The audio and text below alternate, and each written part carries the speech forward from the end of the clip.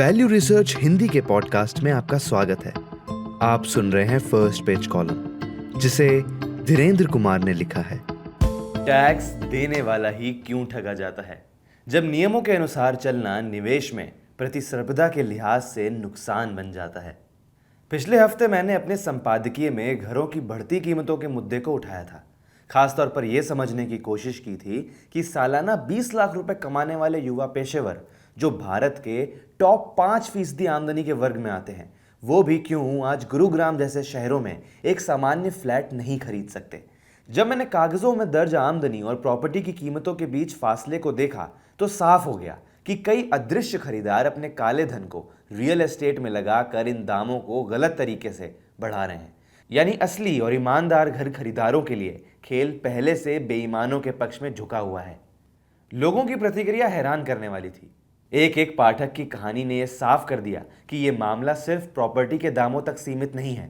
भारत में एक समानांतर अर्थव्यवस्था चल रही है जहां टैक्स चोरी सिर्फ सामान्य नहीं बल्कि सिस्टम का हिस्सा बन चुकी है, और जो टैक्स देता है वो धीरे धीरे इस दौड़ से बाहर हो रहा है।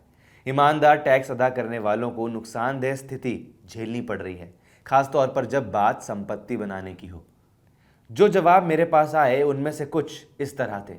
एक रोड कॉन्ट्रैक्टर ने बड़े आराम से बताया कि सरकारी ठेकों पर 25% कमीशन देना आम बात है और इनकम टैक्स अधिकारी पहले से ही मैनेज रहते हैं।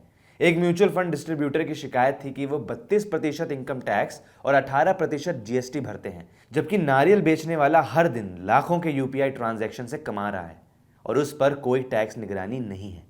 ये कोई इक्का दुक्का मामले नहीं है, ये एक बुनियादी असमानता की ओर इशारा करते हैं जो हमारी आर्थिक व्यवस्था को खोखला कर रहे हैं।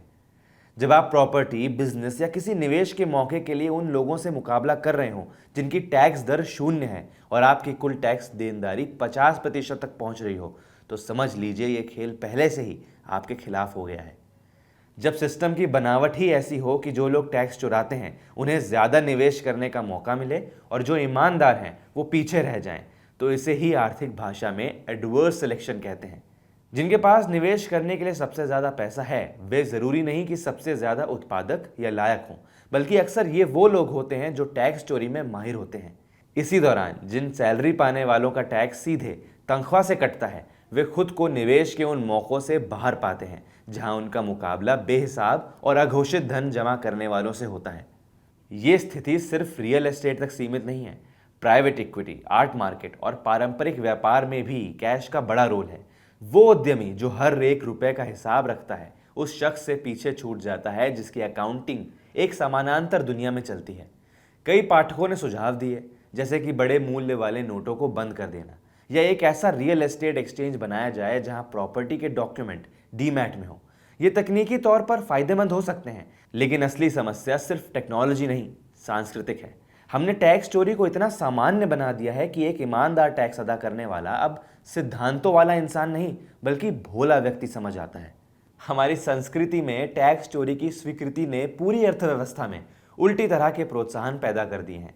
जब टैक्स बचाने की जोड़ तोड़ ज्यादा मुनाफा देता है तो कोई उत्पादकता बढ़ाने में क्यों निवेश करेगा। जब धन कमाने का आसान रास्ता बिना किसी पारदर्शिता और जुगाड़ से होकर गुजरता है तो असली वैल्यू खड़ी करने पर कौन ध्यान देगा। नतीजा ये है कि हमारी अर्थव्यवस्था में जो लोग सबसे ईमानदारी से खेल रहे हैं वही सबसे ज्यादा नुकसान में है। ऐसे में निवेशकों के सामने सवाल उठता है, क्या अपनी नैतिकता छोड़ दें ताकि दूसरों की तरह पैसा बना सकें, या फिर उसी नैतिक रास्ते पर चलें और थोड़े फायदे में ही संतोष कर लें। ज्यादातर पाठकों ने बाद वाला रास्ता चुना, टैक्स भरना और दूसरों को बेईमानी से अमीर होते देखना। हालांकि यहाँ एक गहरा मसला है जिसमें नुकसान सिर्फ टैक्स भरने वालों का नहीं पर उन लोगों का भी है जो इस सिस्टम से फायदा उठा रहे हैं। जब लोग ये भरोसा खो देते हैं कि नियमों के मुताबिक चलने से सही नतीजे मिलेंगे, तब पूरा सिस्टम डगमगा जाता है। बैंकिंग और डिजिटल पेमेंट की तरह बाकी क्षेत्रों में भी ऐसा ही होने की उम्मीद है, लेकिन ये तभी मुमकिन है जब राजनीतिक इच्छा शक्ति हो। हर यूपीआई ट्रांजैक्शन का डिजिटल रिकॉर्ड होता है, लेकिन फिर भी नारियल वाले लाखों कमा रहे हैं और कोई टैक्स नहीं देते। चोरी पकड़ने की टेक्नोलॉजी तो है, लेकिन उसका इस्तेमाल नहीं हो रहा। अब सवाल है कि जब तक ऐसा हो तब तक ईमानदार टैक्स भरने वाला क्या करे। सबसे पहले तो ये समझे कि लंबे समय में आपका हित सिस्टम के सुधार में ही है। भले ही थोड़े समय में छोटे मोटे गंवाने पड़े, मगर जहां भी संभव हो पारदर्शिता को बढ़ावा दे। ऐसे निवेश चुनें जहां कैश की गुंजाइश कम हो।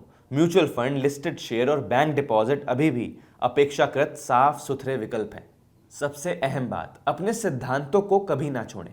हो सकता है कि मौजूदा सिस्टम टैक्स चोरों को प्रोत्साहन दे रहा हो, लेकिन सिस्टम हमेशा एक जैसा नहीं रहता। टेक्नोलॉजी की दिशा को देखते हुए ये तय है कि पारदर्शिता का समय आएगा ही, और जब वो आएगा तब वही लोग टिकेंगे जिन्होंने ईमानदारी से दौलत बनाई है, न कि वो जिनकी कमाई सिर्फ ढके छुपे कामों और चालाकियों पर टिकी थी। सरकार ने जब चाहा है तभी सबसे जटिल व्यवस्थाओं को भी डिजिटल कर दिया है। तब तक नियमों का पालन करना भले ही नुकसान का सौदा लगे, लेकिन यही एक बेहतर और न्याय संगत भविष्य में किया गया सबसे बड़ा निवेश है। आज आपकी ईमानदारी सिर्फ कानून मानने की बात नहीं है, ये उस अर्थव्यवस्था को गढ़ने की कोशिश है जहां जुगाड़ नहीं, काबिलियत की कद्र हो, जहां ढके छुपे लेन देन को नहीं बल्कि पारदर्शिता को प्रोत्साहन मिले, और जहां अगली पीढ़ी को ऐसा सिस्टम ना मिले जो ईमानदारी की सजा देता हो। यही वो मूल्य है जो उस होड़ से कहीं ज्यादा मायने रखते हैं जिसमें ईमानदारी को कमजोरी मान लिया गया है।